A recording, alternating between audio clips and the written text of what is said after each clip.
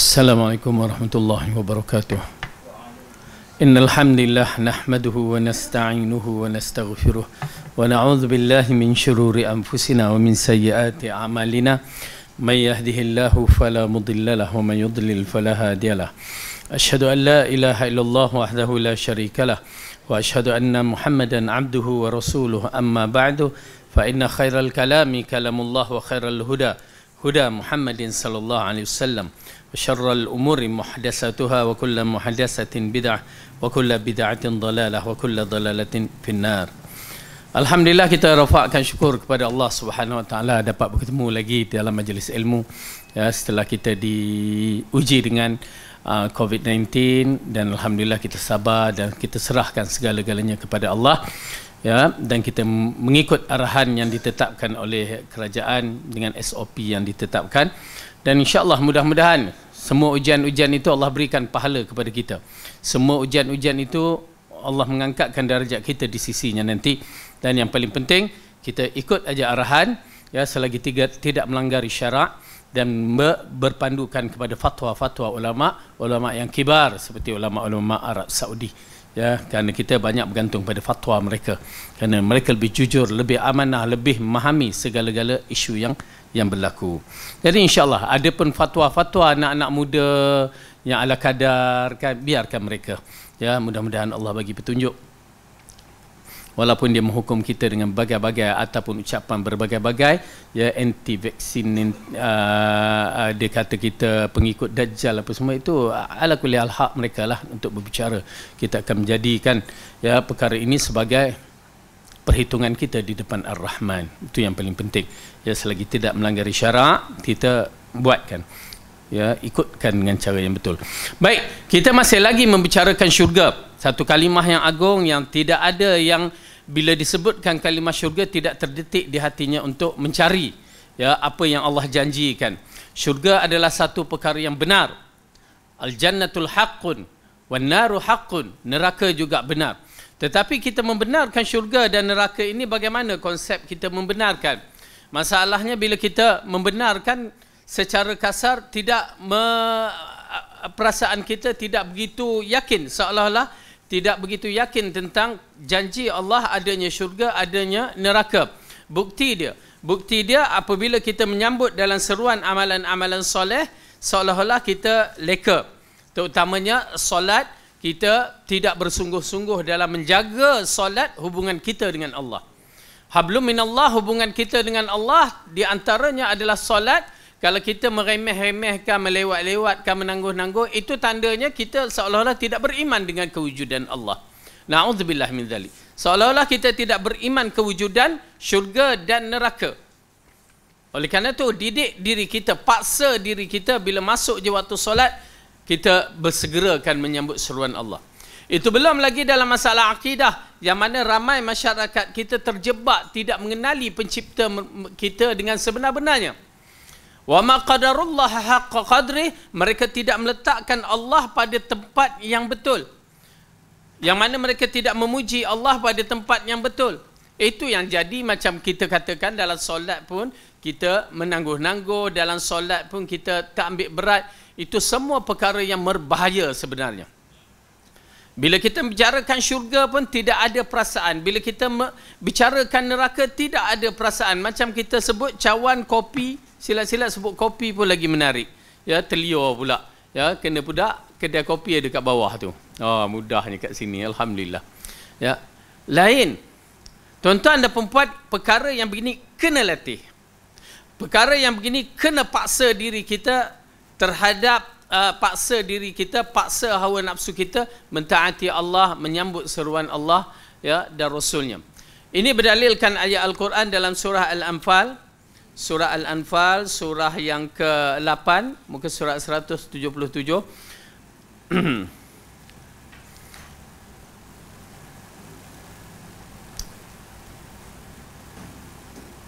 Juzuk yang ke-9. Baik, Allah berfirman. Ayat yang kedua kita ambilkan. Kerana jiwa kita perlu dididik, perlu diasah, perlu dipaksa untuk menjadikan orang-orang yang beriman. Baik, Apa dia Allah katakan? A'udzubillahi minasyaitonirrajim. Innamal mu'minuna alladzina idza dzukirallahu wajilat qulubuhum wa idza tuliyat 'alaihim ayatuhu zadatuhum imana wa 'ala rabbihim yatawakkalun.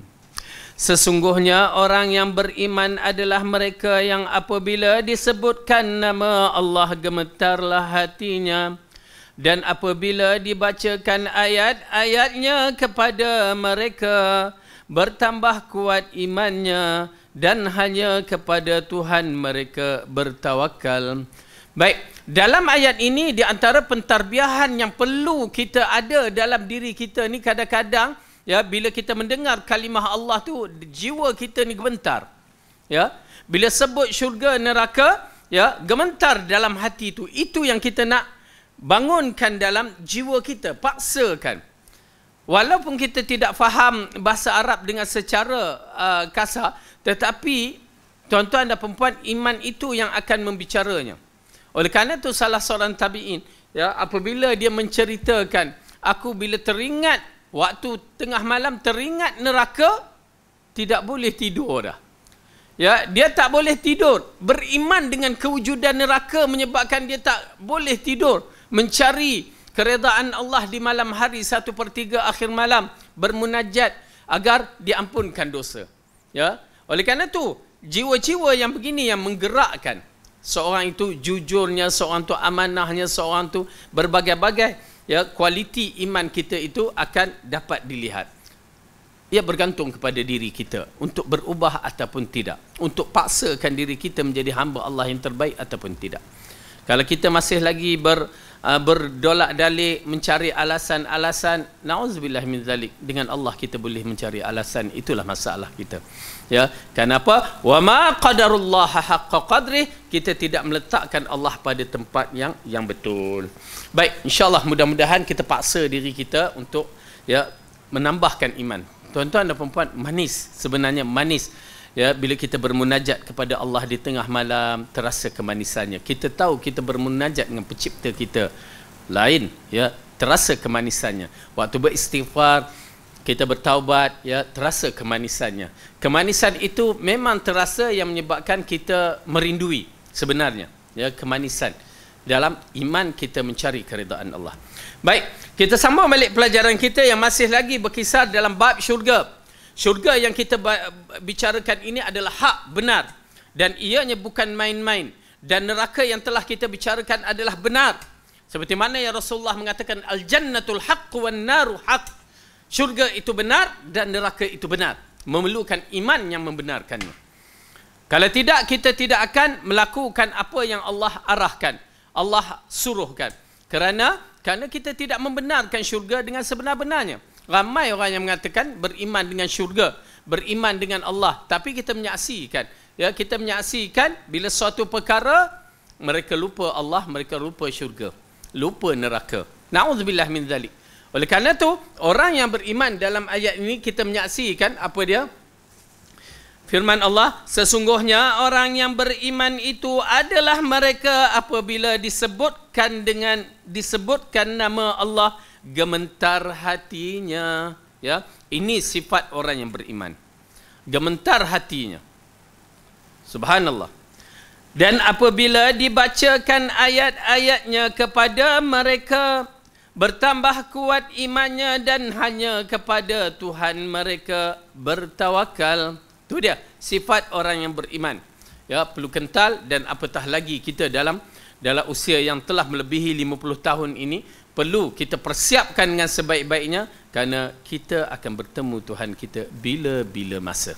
Ya, baik. Jadi dalam bab syurga ini kita lihat berkaitan dengan pelajaran yang lepas, kita telah bicarakan darajah-darajah syurga, berapa banyak, berapa tingkat syurga, dan tuan-tuan dan puan-puan lah yang akan memilih di mana tuan-tuan dan puan-puan nak duduk. Ya, di mana? Melalui amalan-amalan kita. Amalan-amalan kita itu menunjukkan kita yang memilih syurga mana yang kita nak duduk.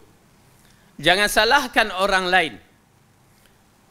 Dan saya nasihat dalam bab ini, pastikan akidah kita sentiasa betul. Tauhid kita dengan Allah tu sentiasa bersih. Kerana ianya amat penting. Penentu segala kedudukan syurga. Ya. Dan bila kita bicarakan pada pelajaran yang lepas tentang bagaimana kita nak mendapat syurga yang terbaik, di antara amalan-amalan dah kita terangkan. Dan di antaranya dengan berdoa, bersungguh-sungguh, ya, minta syurga Firdaus. Jangan kita merasakan kita tak boleh bahasa Arab, kita lambat masuk memahami Quran dan Sunnah, tidak menduduki tempat yang terbaik. Jangan. Tuan-tuan dan perempuan, saya mengatakan Allah tidak pernah menjanjikan kelambatan itu menyebabkan kita tidak mampu memiliki syurga Firdaus. Tak ada. Kita tak tahu, di antara kita mungkin ada yang bakal menduduki syurga Firdaus. Kita tak tahu. Amin ya rabbal alamin. Ya. Dan kita mengharapkan kita, ya, macam saya mengharapkan sangat-sangat. Kenapa lagi kita risau, ya, saya mengajar, saya apa semua, tiba-tiba kita tidak memiliki apa yang kita ajar, ya, untuk mendapatkan syurga Firdaus. Na'udzubillah min zalik. Minta Allah berikan kebaikan untuk saya. Baik, dalam berkaitan dengan syurga, kejadian ciptaan syurga ini adalah di antara kehebatan yang Allah tunjukkan kepada para malaikat.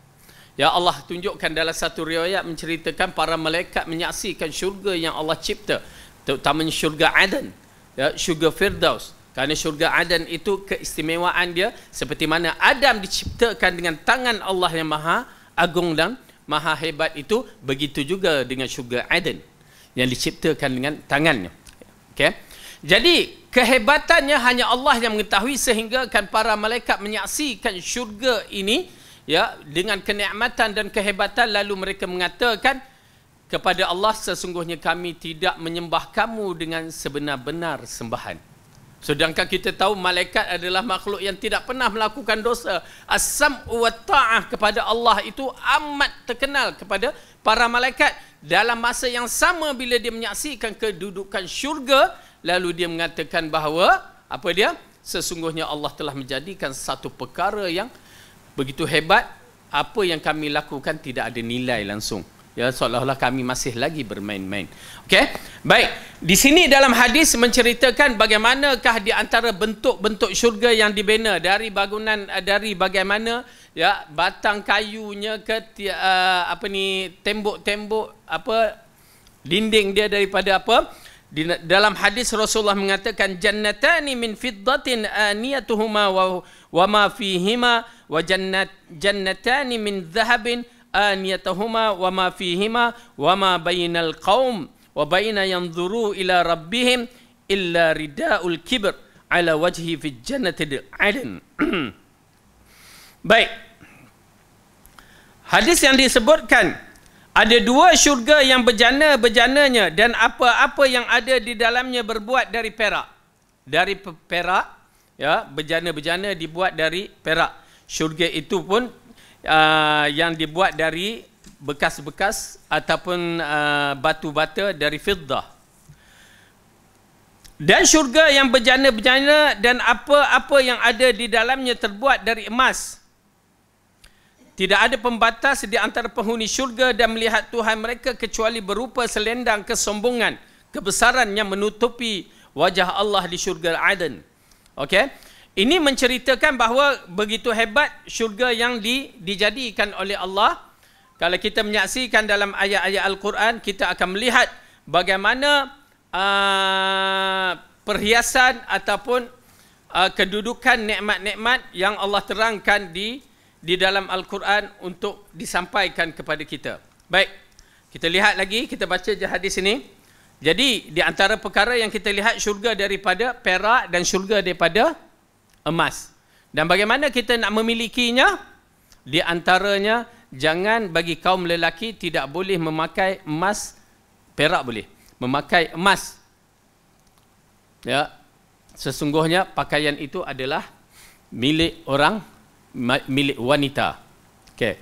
Dan bagi wanita pula, alhamdulillah tak menjadi masalah dia pakai emas ke, pakai perak ke. Cuma lelaki dan perempuan tidak dibenarkan meminum dari bejana yang dibuat daripada emas dan perak.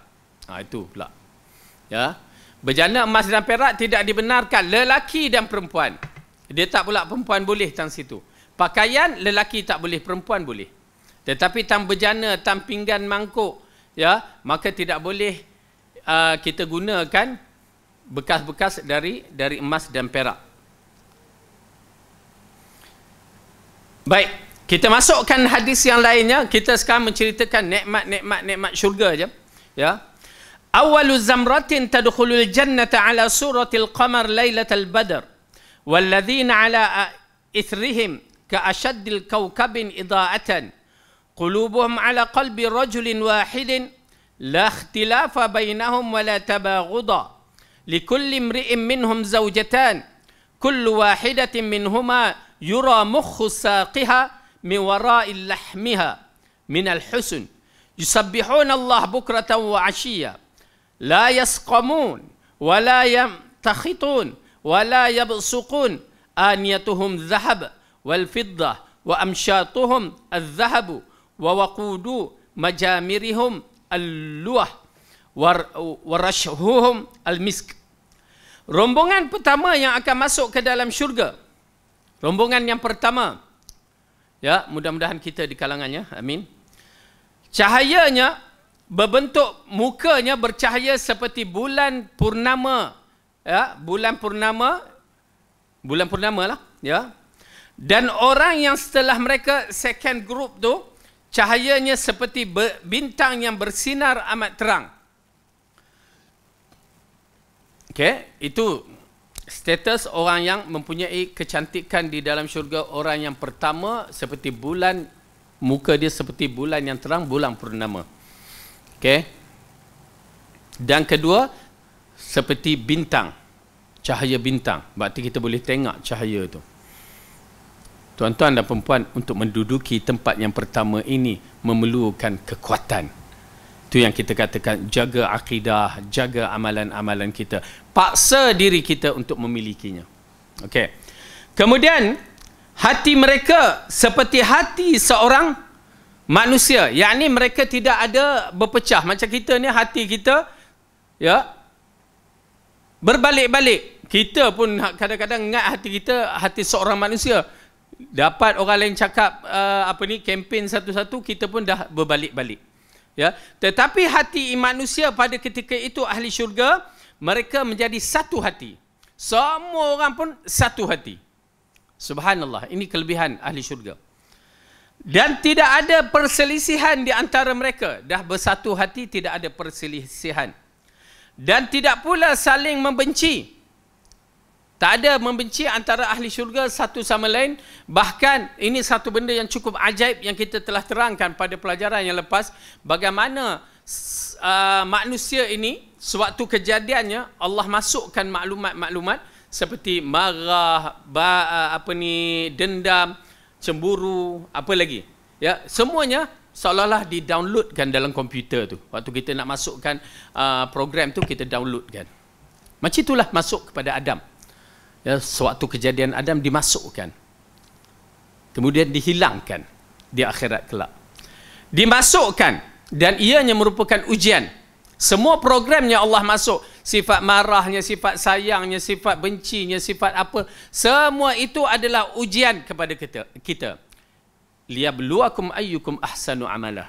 Diujikan untuk memastikan bagaimana kita ni membuat amalan-amalan yang baik. Siapa yang terbaik? Allah jadikan marah. Ya. Konsep marah tu kita kena faham. Sehingga Rasulullah kata, la taghdab, la taghdab. Berarti kalau kita pemarah, kontrol diri kita, kita di kalangan ahli syurga. Konsep dengki, bagaimana? Sehingga Rasulullah mengatakan tidak boleh dengki melainkan dua perkara. Terhadap ilmu dan terhadap harta yang diinfak. Ilmu yang diamalkan dan harta yang diinfak. Tak boleh hasad dengki itu melainkan dua perkara. Dan begitu juga tidak boleh menipu. Cuma dibenarkan dalam bentuk-bentuk tertentu. Okey. Jadi kita menyaksikan dalam perkara-perkara yang begini, program yang tak baik ni pun diperincikan yang baik. Dan program yang baik dimasukkan dan diarahkan untuk kita beramal dengan program yang baik ini. Itu dia, untuk memiliki syurga. Jadi, perkara-perkara ni di akhirat kelak Allah akan cabut di antaranya perasaan benci sesama kita dicabut. Ahli syurga tidak ada benci. Perasaan cemburu dicabut.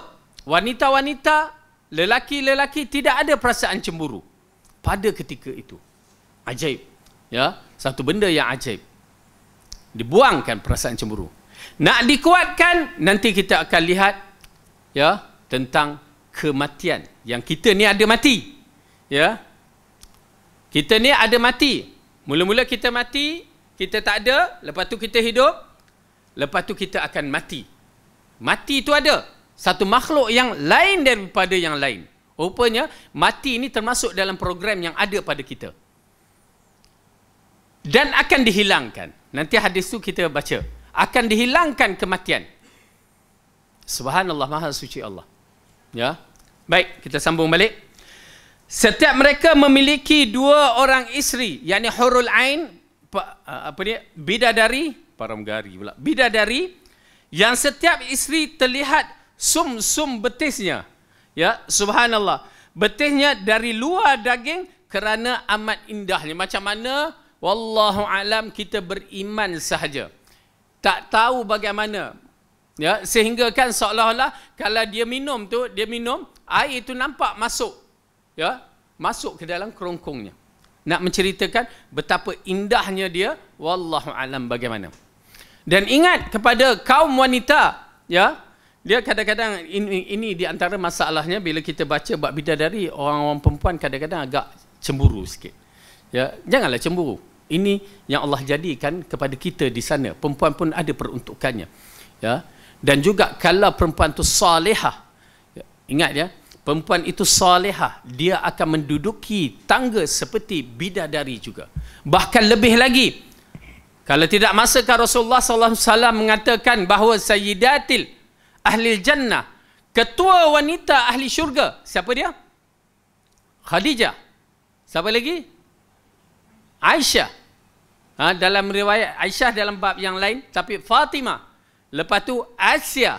Lepas tu Maryam. 4 orang. Dan diikuti dengan Aisyah kerana dia mempunyai kelebihan dia tersendiri. Okay? Jadi ini mengisyaratkan kepada kita, mereka menduduki tangga yang tinggi. Bukan sebarangan. Walaupun muka pada hari ini kita tengok muka kita ni toya je kan. Ingat di syurga akan berubah 100%. Ya, kedudukan kita bukan muka ini lagi. Dia akan kembali kecantikan seperti Adam. Adam mula-mula nak turun berada di dalam syurga. Subhanallah. Ya, tuan-tuan dan puan-puan, ini merupakan satu busyra kepada kita bahawa kedudukan ahli syurga begitu cantik. Mereka semua para penghuni syurga bertasbih kepada Allah pada pagi dan petang. Kalau kita menyaksikan dalam satu riwayat bagaimana bertasbih pagi dan petang. Ya, macam kita ni nak bertasbih berzikir pagi pun kadang-kadang terlupa, sampai petang baru teringat. Kadang-kadang terlupa langsung. Memang kita ni dilalaikan dengan banyak perkara. Tetapi Allah jadikan kepada ahli syurga bersifat bertasbih pagi dan petang. Dalam riwayat yang lain menceritakan bagaimanakah sifat itu, lalu dikatakan bagaimana kita bernafas. Ya, begitulah tasbih itu berlaku pada diri kita. Maksudnya secara automatik, bagaimana kita bernafas itu berterusan, dan mereka ahli syurga diberikan kelebihan sentiasa dalam bertasbih memuji Allah. Subhanallah, subhanallah, subhanallah. Secara tak langsung. Baik. Kemudian para penghuni syurga bertasbih kepada Allah pada pagi dan petang. Mereka tidak sakit. Mereka tidak berhingus. Dan mereka tidak meludah. Yakni semua itu adalah benda yang tidak baik. Berhingus dan meludah itu benda yang kotor. Di sisi Ar-Rahman, benda itu tak ada. Syurga tidak ada tempat kotor. Semuanya cantik. Kemudian, bejana-bejana mereka berbuat dari emas dan perak. Sisir rambutnya terbuat dari emas. Kayu di tungku perapinya adalah gaharu. Dan keringat mereka adalah kasturi. Hadis yang diriwayatkan oleh Bukhari. Okay, ini di antara perkara-perkara yang menarik untuk ahli syurga. Allahu Akbar. Ya. Saya tak tahu bagaimana perasaan tuan-tuan dan perempuan Tetapi bagi saya merindui ya perkara ini. Dari Huzaifah dia bercerita, sami'tu nabiyya yaqulu la talbasu al-harir wala dibaj wala tashrabu fi aniyati adh-dhahab wal fiddah wala ta'kulu fi sihafiha fa innaha lahum fid dunya wa lana fil akhirah. Maksudnya dari Huzaifah mengatakan, aku mendengar Nabi bersabda, janganlah kalian memakai sutra, jangan pula ad-dibaj, yakni sutra halus, sejenis sutra, yakni ditujukan kepada kaum lelaki. Janganlah kalian minum pada bekas-bekas dari emas dan perak, jangan pula kalian makan dari bekas emas dan perak, kerana semuanya untuk mereka, yakni orang kafir di dunia, dan untuk kita di akhirat. Ya, jadi ini dia kedudukan bagi mereka-mereka yang insya-Allah kita ni rasanya tak ada nak makan dalam bekas pinggan perak kan, pinggan emas, ya, cawan emas, pasal benda tak ada. Ya, tapi perak mungkin. Kita nampak ada yang jual tu mungkin, tapi berhati-hati. Cuma nak menceritakan bahawa kalau kita ada minum, ada makan pada bekas-bekas yang begini, istighfar pada Allah. Kerana rugi kita di sana, kita tidak memilikinya. Okey. Hadis tersebut di samping menyatakan adanya bejana-bejana emas dan perak di syurga, juga menjadi nas qat'i, dalil yang pasti yang menunjukkan atas diharamkan menggunakan bejana-bejana tersebut yang berbuat dari emas dan perak. Okey, ini akan kita masuk dalam masalah fiqh, kita tak bicarakan di sini. Kenapa? Macam mana jam tu kalau emas, pen tu emas kan. Okey. Ibnu Mubarak dari anak meriwayatkan dari Anas Ibnu Malik, dia bercerita, qala Rasulullah sallallahu alaihi wasallam, inna asfala ahlil jannati ajma'in darajatan liman yaqumu ala ra'sihi 10,000 khadimin biyadi kullu khadimin sahfatani, sahfatun min fiddah wa sahfatun min dhahab fi kulli wahidatin lawnun laysa fil ukhra ya'kulu min akhiriha mithla ma ya'kulu min awwaliha yajidu li akhiriha minal ladhah wat tayyib ma yajidu li awwaliha summa yakunu dhalika rashhun miskin wa jasha'in la yabuluna wa la yataghawwatuna wa la yamtakhitun. Rasulullah bersabda, sesungguhnya dari seluruh penghuni syurga yang paling rendah tingkatnya, yakni orang yang paling bawah sekali. Syurga ada berapa tingkat? 100. Alhamdulillah, bakti ikut kelas. Baik, syurga ada 100 tingkat, dan yang paling rendah tingkatnya adalah orang yang dikelilingi oleh 10,000 pelayan. Tuan-tuan dan puan-puan, 10,000 pelayan. Bagaimana berlaku? Beriman sahaja tanpa berbicara. Ya, bagi saya iman, kerana hadis ini diriwayatkan oleh Bukhari, okey, dan Muslim. Dan di tangan setiap pelayan terdapat 2 buah piring, satu piring terbuat dari perak dan satu lagi terbuat dari emas. 10,000 tu, ya, seorang pegang piring perak dan emas. Setiap piring itu memiliki warna yang berbeza-beza dengan piring yang lain. Apa yang dimakan pada piring yang terakhir sama dengan apa yang dimakan pada piring yang pertama. Yakni kedudukan makanan itu, ya, dari sudut bentuk apa semua sama, tetapi kelazatannya berbeza-beza. Ia akan merasakan kenikmatan dan kelazatan pada yang terakhir seperti apa yang dirasakan pada yang pertama. Ini satu benda yang agak hebat, ya, kita sukar untuk membahaskan. Kenapa? Bila dia makan yang pertama tu, dia rasa lazat. Makan lazat, semua lazat. Ya, ini yang berlaku kepada kita kalau kita dimasukkan ke dalam syurga, dalam keadaan kelazatan yang berbeza-beza, tiap-tiap hari berbeza-beza, tiap-tiap masa berbeza-beza. Subhanallah. Hatta kita ni, saya letakkan kita kerana kita mengharapkan, ya, mudah-mudahan apabila kita berada pada hari Jumaat, kita akan pergi ke suk dia, yang ni dikatakan pasar syurga. Jangan terfikir pada kita pasar pudu tu macam pasar syurga tu macam pasar pudu. Jangan sama sekali. Kita beriman saja. Ya, kita akan berkumpul di sana. Dari syurga atas dan bawah tu berkumpul di sana. Kita akan bertemu. Apa khabar semua? Ya, kita akan bertemu. Subhanallah. Ya. La haula wala quwata illa billah. Merindui, ya, amat merindui. Sehingga apabila kita berada di tempat itu, datang satu angin, ya, bertiup. Bila angin tu bertiup, rupanya kesan dia berbeza.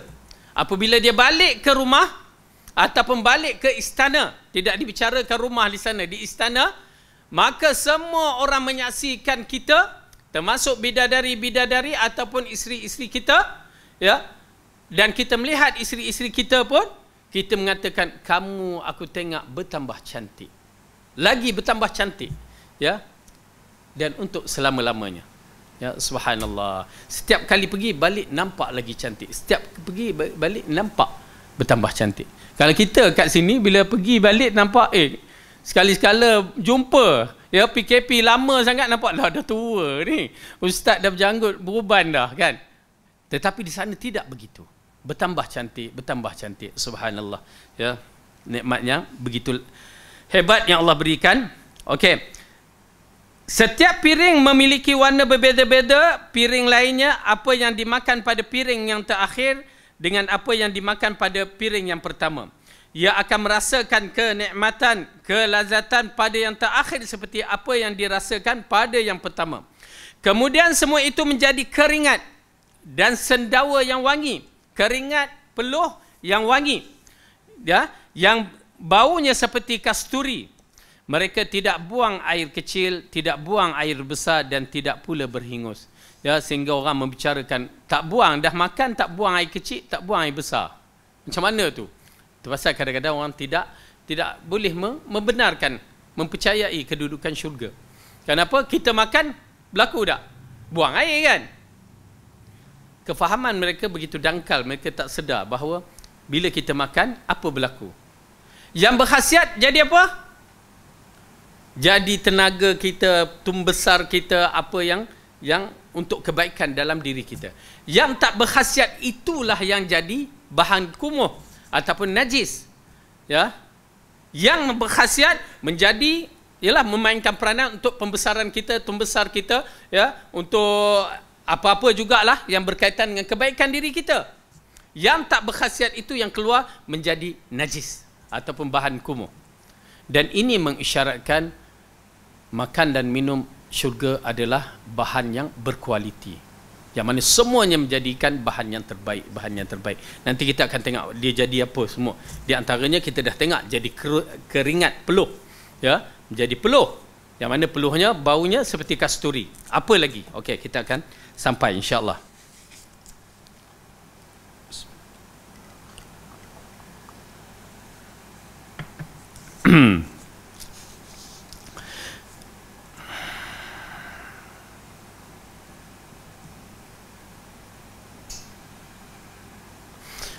Okey, hadis dhaif kita tepikan. Baik. Di antara perkara yang diberikan kepada ahli syurga ialah dengan memakai gelang-gelang. Memakai gelang-gelang seperti mana yang difirmankan oleh Allah dalam surah Al-Kahfi ayat 31. Ya, surah Al-Kahfi, siapa yang boleh nak tengok? Surah Al-Kahfi ayat 31.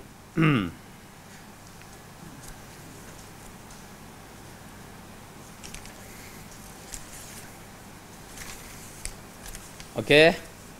Surah yang ke-18, juzuk ke-15.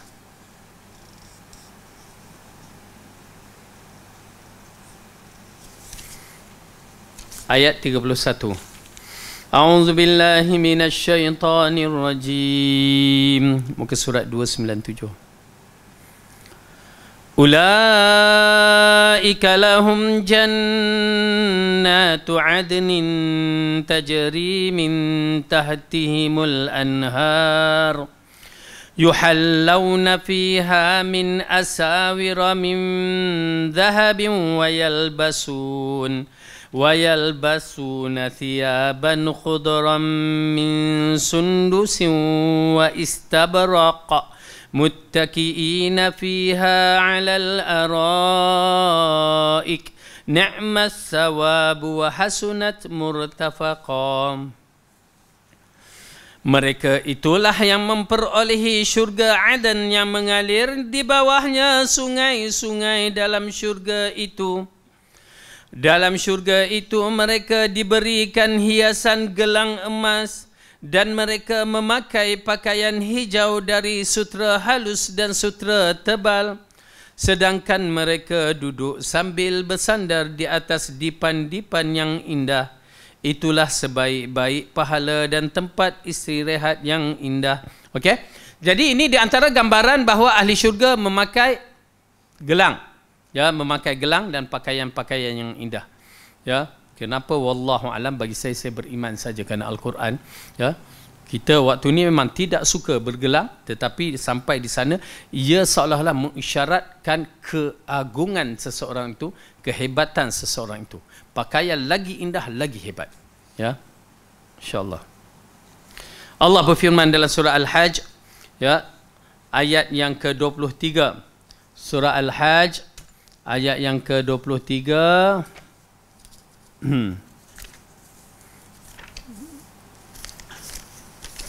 Jumpa. Surah yang ke-22. Juzuk yang ke-17. Muka surat 335. Bukan? Oh, agak ni Quran ni lain kot. Okey. Ayat 23, 334. Okey. A'udzu billahi minasy syaithanir rajim.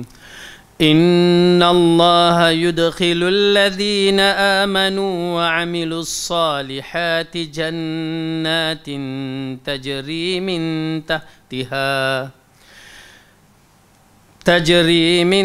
تحتها الأنهار يحلون فيها من أساور من ذهب ولؤلؤا ولباسهم فيها حرير. Subhanallah. Sesungguhnya Allah akan memasukkan orang-orang yang beriman dan mengerjakan kebajikan di dalam syurga-syurga yang mengalir di bawahnya sungai-sungai. Di sana mereka diberikan perhiasan gelang-gelang emas dan mutiara dan pakaian mereka dari sutera. Allahu Akbar. Kemudian surah Fatir ayat 33. Surah Fatir ayat 33.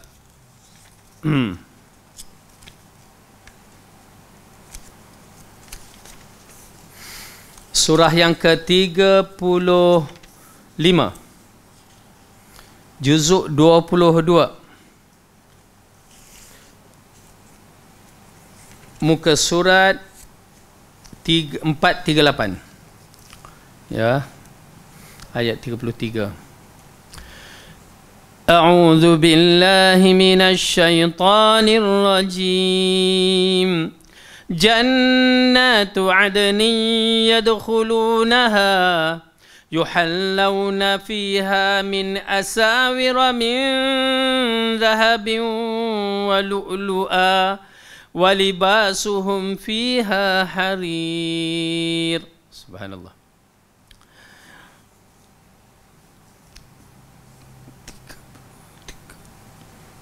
Mereka akan mendapat syurga Aden. Mereka masuk ke dalamnya, di dalamnya mereka diberikan perhiasan gelang-gelang dari emas dan mutiara, dan pakaian mereka di dalamnya adalah sutera. Ya, gambaran yang Allah bagi. Lepas tu sambung sikit ayat tu, agak menarik sekali. Wa qalul hamdulillahilladzi azhaba 'annal hazan Inna Rabbana laghafurun syakur. Dan mereka berkata, segala puji bagi Allah yang telah menghilangkan kesedihan dari kami.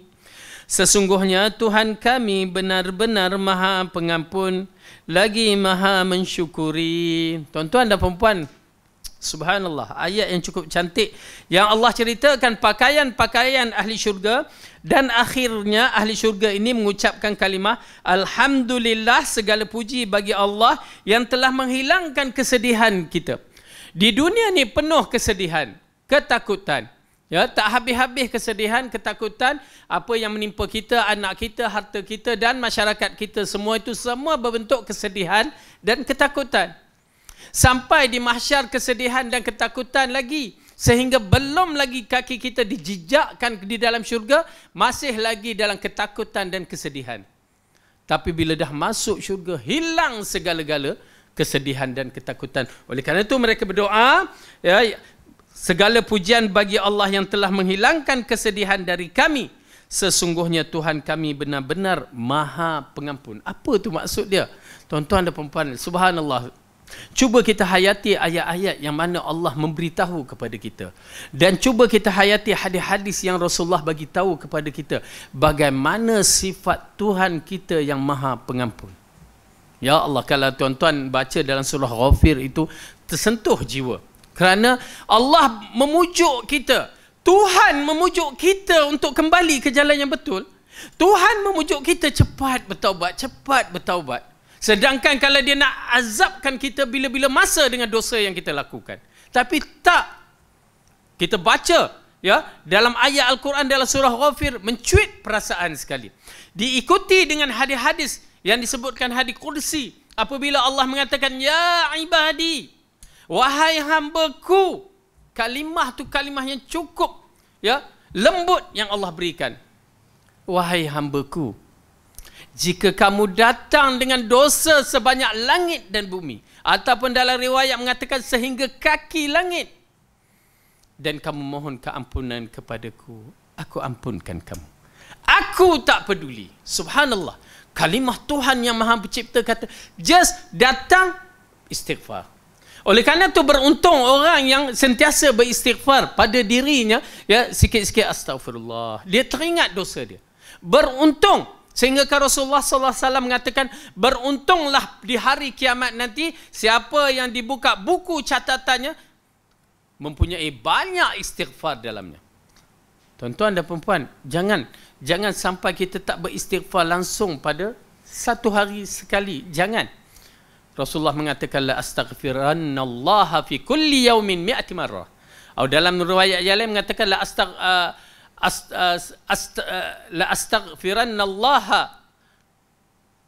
aksar min 70 marrah. Atau kama qala Rasulullah SAW. Aku beristighfar kepada Allah lebih daripada 70 kali. Kalimah bahasa Arab ni 70 kali ni adalah satu kalimah macam kita sebut, aku ni dah banyak kali, beribu kali datang jumpa dia. Maksudnya beribu tu nak ceritakan banyak. Ya. Tetapi diterangkan berapa kali? 100 kali. Hadis yang pertama tadi saya sebutkan 100 kali. Tiap-tiap hari 100 kali. Orang Rasulullah yang tidak ada dosa, tidak ada apa-apa kesalahan dengan Allah, yang bersifat maksum, yang dah dijaminkan syurga pun boleh beristighfar 100 kali. Bagaimana kedudukan kita? Dan ya, tuan-tuan dan perempuan, nak merasakan kemanisan istighfar, ya, dia bukan astagfirullah, astagfirullah, astagfirullah. Kadang-kadang kita buat begitu kan. Tak, duduk seorang-seorang, ingat dosa kita, mengadu, munajat kepada Allah. Tak kira bila waktu sekalipun, ya, waktu sekalipun, ya, kita datang munajat kepada Allah sewaktu kita merasa insaf, rasa bersalah, tuan-tuan dan perempuan akan merasa kemanisan beristighfar. Cuba buat.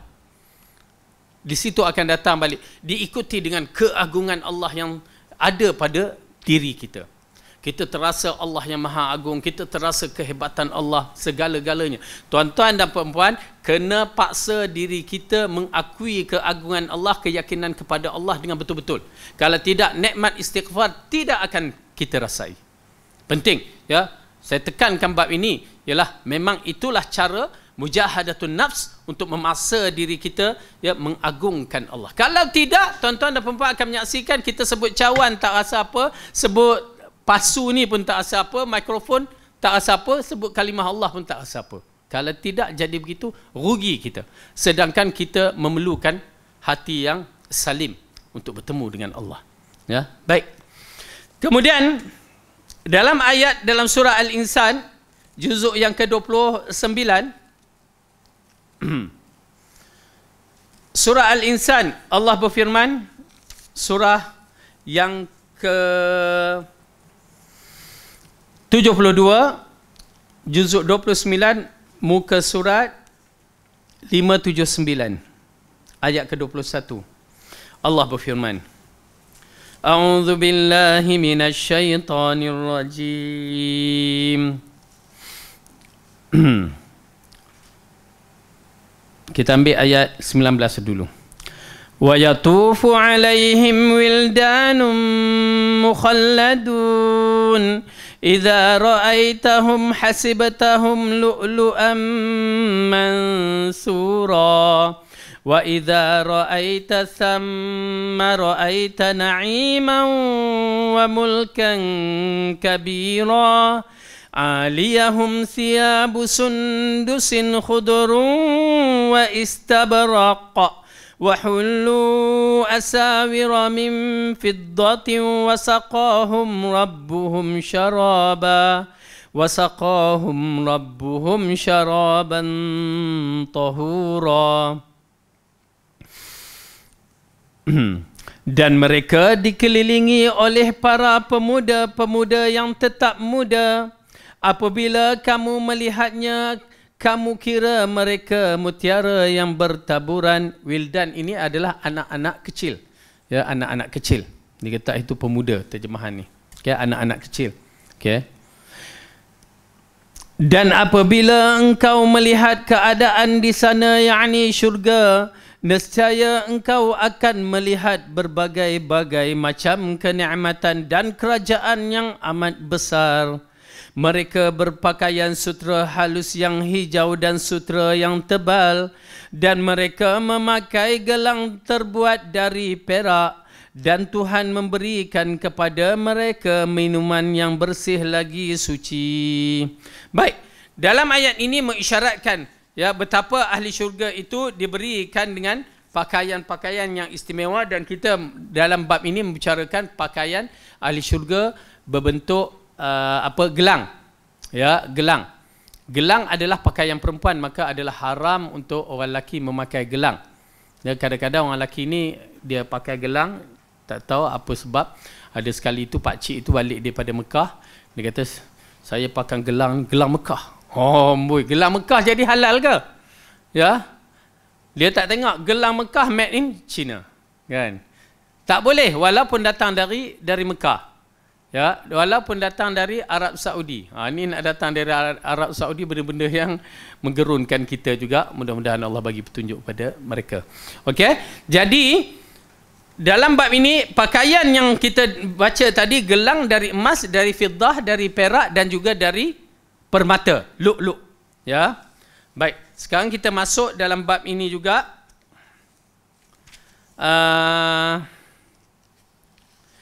Dalam hadis yang diriwayatkan oleh Muslim dari Abu Hurairah radhiyallahu anhu mengatakan, sami'tu khalili yaqulu tablughu hilyatul mu'min haitsu yablughul wudu'. Aku mendengar kekasihku yakni Rasulullah bersabda, perhiasan orang mukmin pada hari kiamat akan sampai batas yang dicapai oleh air wuduk. Ya, jadi kalau kita mengambil wuduk, kita pakai sampai di apa yang nak sebut? Siku. Kan? Oh, dah lupa siku pula. Siku. Ya, maka ianya akan dihiasi. Pakaian kita ni akan gelang kita akan diberikan sepanjang itu. Kita kata mak banyaknya, panjangnya. Ya, jangan bicara apabila Allah akan beri, kita akan melihat kehebatannya. Di bumi ini mungkinlah ya pakai pun gelang, bukan gelang emas pun, kan? Baik.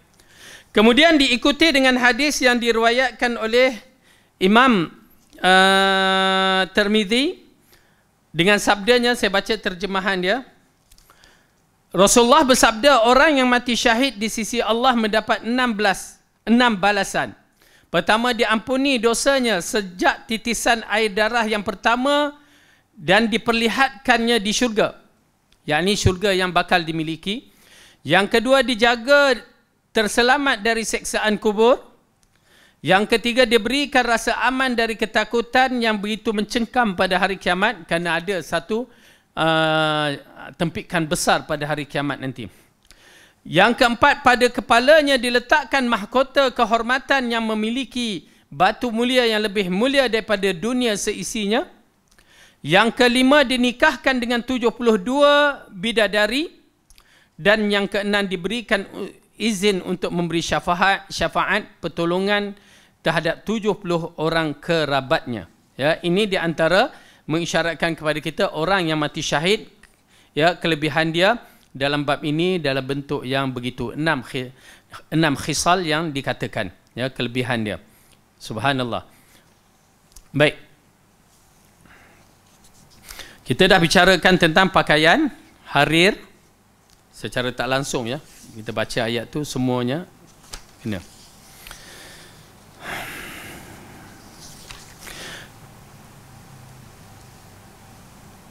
Baik. Dari Bara Ibn Azib, dia bercerita, uhdi rasul ila nabiy saraqatun min harir faja'ala an-nasu yatadawalunaha bainahum wa ya'jabuna min husniha wa liniha. Faqala Rasulullah sallallahu alaihi wasallam ata'jabuna minha? Qalu na'am ya Rasulullah. Qala wallazi nafsi biyadihi lamanadilu Sa'din fil jannati khairun minha. Yani Sa'din ibn Mu'az, ya, lebih baik daripada segalanya. Baik. Nabi diberikan hadiah berupakan sepotong kain sutera. Ya, kita ni tak boleh, orang lelaki tak boleh pakai sutera. Tapi kalau orang bagi, boleh ambil. Tak boleh pakai emas, tapi boleh ambil. Boleh gunakan, maksudnya jual ke, simpan ke, tak menjadi masalah. Itu pasal persoalan yang saya sebutkan tadi, macam mana hukum pen. Ya, adakah dia termasuk pakaian dilarang supaya mata dia punya apa, rangka tu, adakah dia kalau emas termasuk dalam perkara yang dilarang oleh lelaki, ataupun hanya sekadar emas gelang, rantai, subang, itu sahaja. Ya, pasal apa? Orang dulu bawa duit, bawa emas tak? Tak bawa. Kita je yang kata tak bawa. Orang dulu dalam poket dia dinar, dirham. Mana ada duit ringgit? Duit ringgit baru lagi dalam tahun, ya, 100-200 tahun yang lepas. Ya, apa yang dibuat oleh Yahudi. Mereka dulu bawa dirham, perak, dinar, emas dalam poket mereka. Bawa solat, bawa apa. Tidak pernah kita mendengar Rasulullah melarang. Ya, ini menunjukkan bahawa kalau kita bawa tak menjadi masalah. Ada gelang, kita tak pakai, cuma kita bawa berjalan, tak menjadi masalah. Ya, kerana kita bawa. Tetapi yang dilarang itu pakai. Maka di sini, ya, Nabi diberikan hadiah berupa sepotong kain sutera. Kemudian orang pun datang memegang-megang seraya mengagumi keindahan dan kehalusan sutera. Saya rasa kita ni orang sekarang bagi sutera pun tak kenal dah. Ya, memang tak kenal. Bagi emas pun tak kenal. Ya, emas betul, emas tipu pun bagi pun kita ambil je, hantar ke kedai baru kita tahu. Ya, itu pasal yalah jiwa kita ni lain sikit. Lalu mereka menghayati kain tu sutera begitu dahsyat. Lalu baginda bertanya, apakah kalian mengkaguminya? Mereka menjawab, ya Rasulullah. Lalu Rasulullah mengatakan, demi zat yang jiwaku ada di tangannya, sesungguhnya sapu tangan Sa'ad. Siapa dia Sa'ad? Sa'ad ibn Mu'az ni, ya, seorang sahabat Nabi. Dia di antara orang yang kita katakan Rasulullah berhijrah, dia masuk Islam. Ya, Rasulullah berhijrah, dia masuk Islam. Dengan arti kata lain, dia masuk Islam disebabkan Mas'ab ibn Umair, wakil Rasulullah. Tapi al-muhim, dia masuk Islam pada tahun pertama Rasulullah dan dia mati dalam perang Khandaq. 4 tahun je dia masuk Islam. Nampak tak? Saya cuba membicarakan supaya tuan-tuan dan perempuan jangan berputus asa dengan rahmat Allah. Ya, jangan kita kata aku dah lambat lah, aku tak boleh masuk syurga dululah. Jangan. Tuan-tuan dan perempuan tahu tak, waktu saya belajar dulu, ustaz tu mengajar, saya kata aku akan challenge dia di pintu syurga. Macam itu. Ya, maksudnya kita bersemangat untuk challenge dia. Yang ni kita cuba nak jadi orang yang terbaik, amalan yang terbaik, ilmu yang terbaik. Waktu dia mengajar tu begitu, saya fikir, ya Allah, aku akan challenge dia di pintu syurga. Namun kita mendoakan dia juga di dalam syurga. Nak menceritakan tuan-tuan dan perempuan jangan berputus asa dari rahmat Allah, bahawa mungkin kita juga boleh mendahului di dalam syurga daripada ustaz-ustaz yang lain. Tapi saya mengharapkan saya dululah, kan. Ya, ini saya kata ramai, ya. Alhamdulillah saya jumpa seorang ustaz tu, dia kata daripada foreigner lah, ustaz foreigner. Saya pun belajar agama pun lambat juga dalam usia lepas SPM juga kan. Dia alhamdulillah dia kata jangan kamu kata kamu lambat. Macam tu. Dia bagi motivasi. Ya. Ustaz Ibrahim Nuh, ya, saya cakap itu, dia kata tak, kamu tak lambat. Dan saya agak tertarik apabila seorang syekh daripada Masjid